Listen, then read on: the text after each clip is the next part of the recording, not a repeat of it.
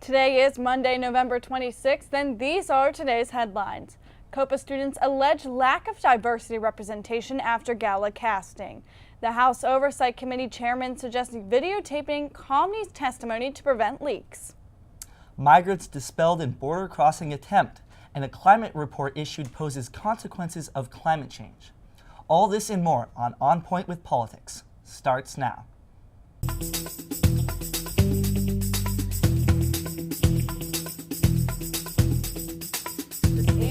In congressional news, Republicans.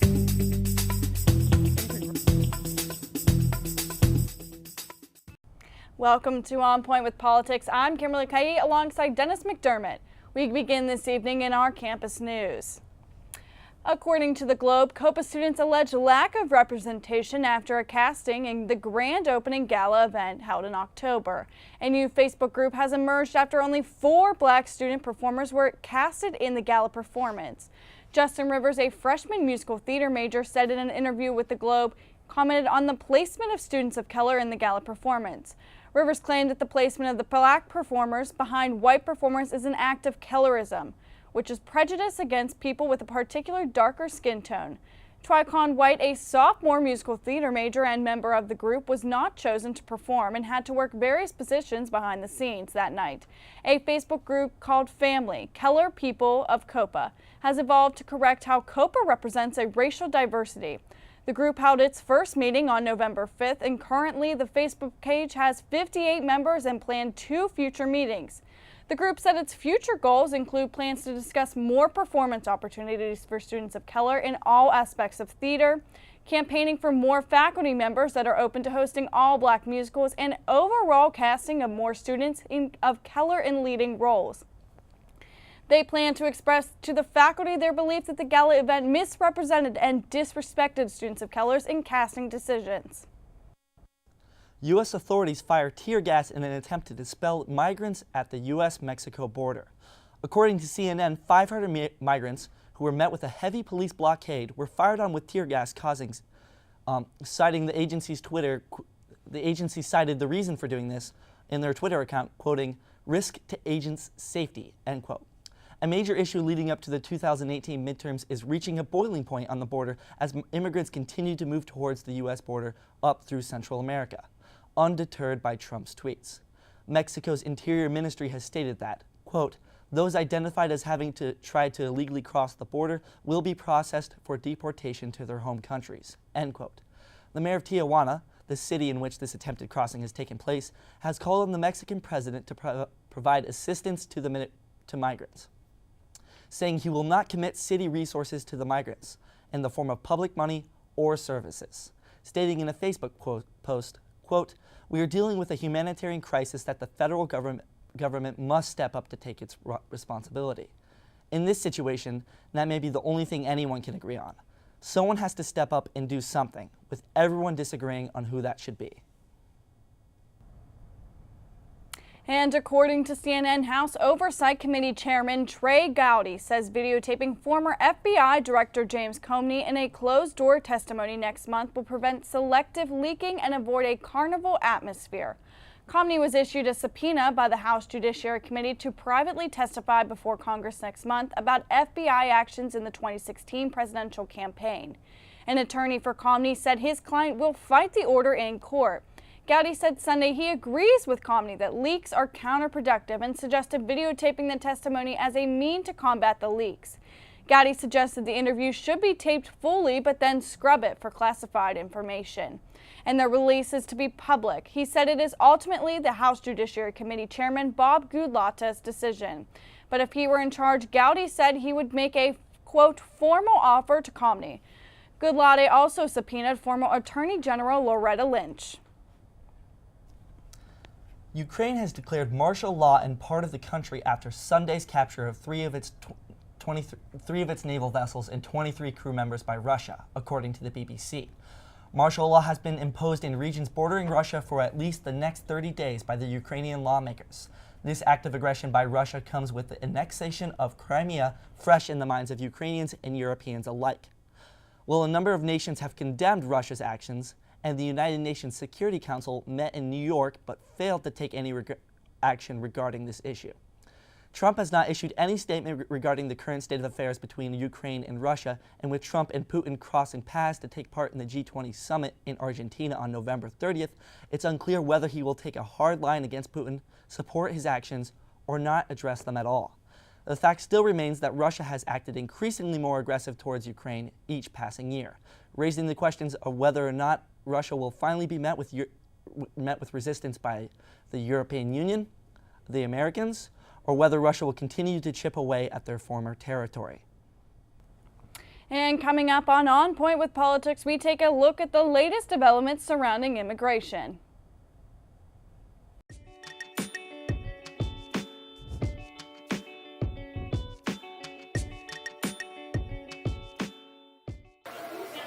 Go.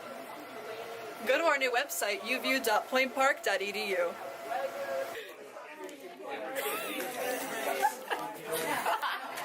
Go, go, go, go, go, go. Join UView and find your herd. Join EOP. And 3, 2. Join EOP.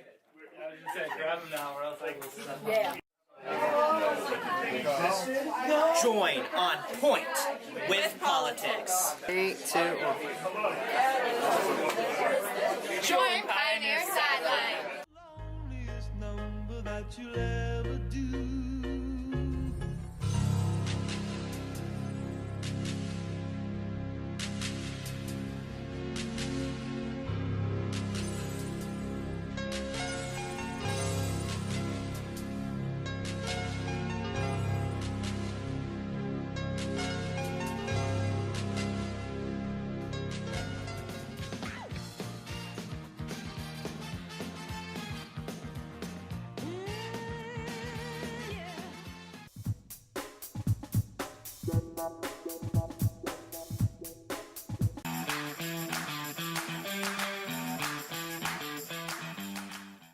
What's one word to describe CAB?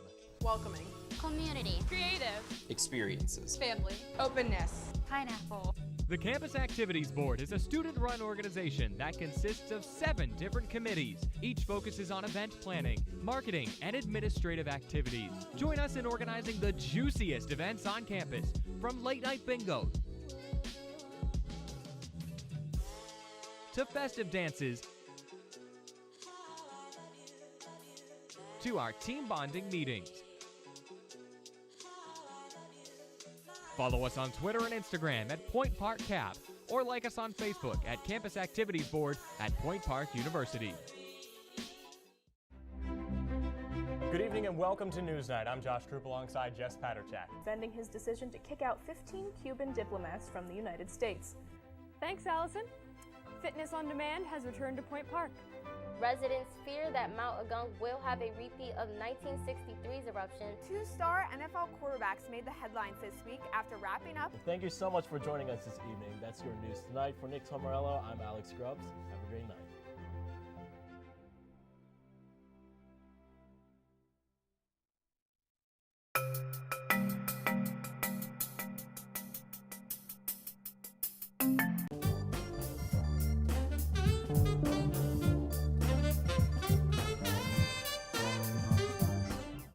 The United Student Government at Point Park University, working since the 1970s to solve the issues that matter to you.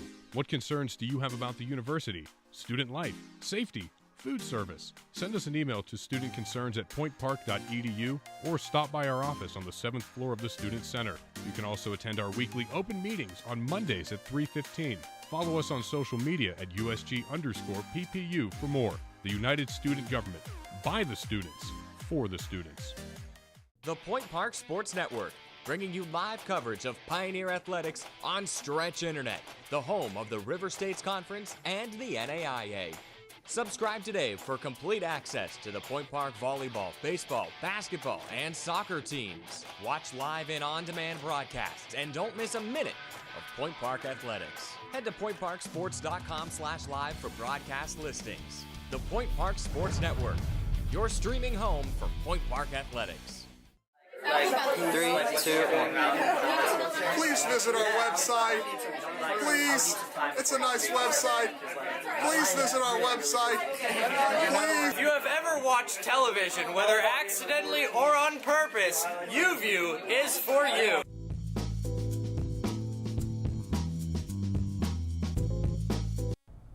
And welcome back. Our reporter Haley Keys has some new details on immigration. Health and Human Services spokesman Mark Weber said, quote, "We are taking all possible steps to protect children in an environment with many bad actors." The Trump administration has heightened security on undocumented immigrants, which has implemented screenings of adults. Unaccompanied children can be detained until they are 18, and then they are subject to the same adult detention. WTAE reports that the children are also separated from their parents, and nearly 171 children have been taken in just this past year. The number of undocumented children has risen greatly, and authorities are doing their best to find a safe and legal way to protect these children. And we're covering a developing story tonight on climate change. Let's check in with our reporter, Andrew Brinker. Yes, a developing story tonight, Dennis. President Donald Trump said today that he does not believe the result of an alarming new report on the economic costs of climate change released on Friday. According to CNN, the National Climate Assessment released by the Trump administration concluded that the global average temperature is rising rapidly, a trend that can only be explained by human activity, and that natural disasters in the United States are intensifying. Two changes that will come with a major cost. The report detailed potential costs of climate change that could reach hundreds of billions of dollars a year, Included in that cost is 500 million hours of labor in the Southeast alone by the year 2100 due to rising temperatures.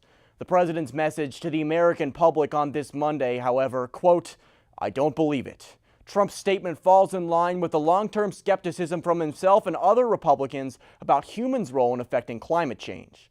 On Wednesday, before the new report was released, the president tweeted, quote, "Brutal and extended cold blast could shatter all records. Whatever happened to global warming?" With a new Democratic majority in the House and a continued Republican advantage in the Senate, the two bodies will need to reach some sort of bipartisanship to pass impactful climate change legislation. Back to you guys at the desk. Man.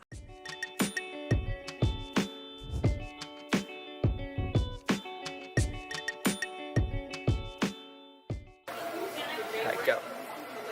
Go to our new website, uview.pointpark.edu.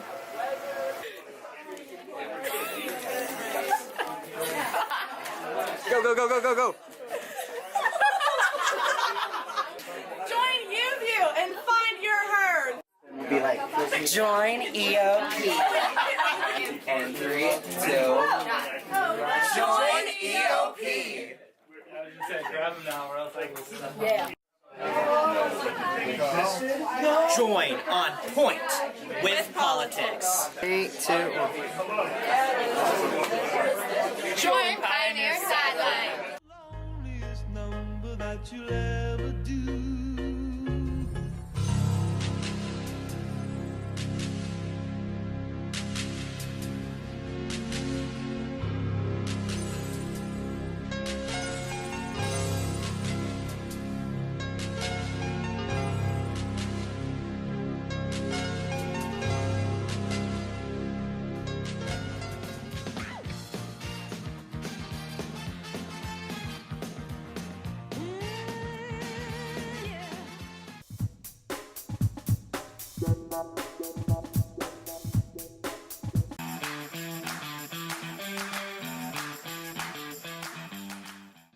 What's one word to describe CAB?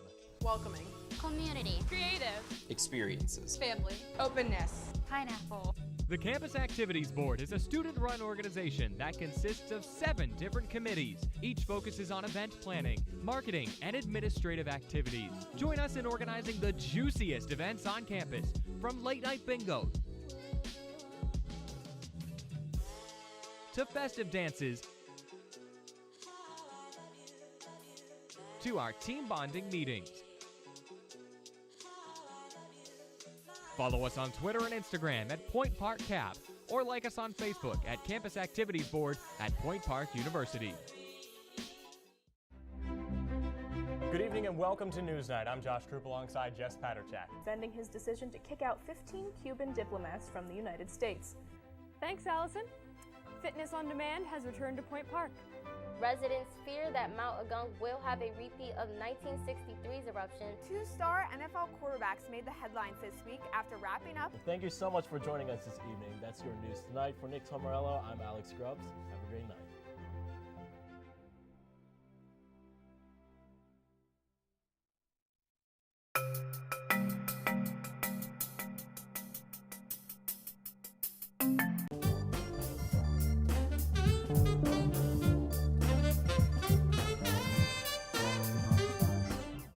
The United Student Government at Point Park University, working since the 1970s to solve the issues that matter to you. What concerns do you have about the university? Student life, safety, food service? Send us an email to studentconcerns@pointpark.edu or stop by our office on the 7th floor of the Student Center. You can also attend our weekly open meetings on Mondays at 3:15. Follow us on social media at USG_PPU for more. The United Student Government, by the students, for the students. The Point Park Sports Network, bringing you live coverage of Pioneer Athletics on Stretch Internet, the home of the River States Conference and the NAIA. Subscribe today for complete access to the Point Park volleyball, baseball, basketball, and soccer teams. Watch live and on-demand broadcasts, and don't miss a minute of Point Park Athletics. Head to pointparksports.com/live for broadcast listings. The Point Park Sports Network, your streaming home for Point Park Athletics. 3, 2, 1. Please visit our website. Please. It's a nice website. Please visit our website. Please. If you have ever watched television, whether accidentally or on purpose, UView is for you.